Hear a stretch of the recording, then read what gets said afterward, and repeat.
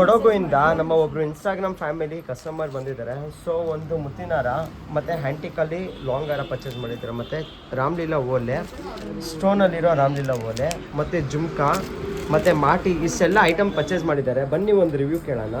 Almost 1,27,000 rupees ಅಷ್ಟು ಜವಳಿ purchase ಮಾಡಿದ್ದಾರೆ. ಅವರು ಫೇಸ್ ತೋರ್ಸಲ್ಲ ಅಂತ ಹೇಳಿದ್ದಾರೆ.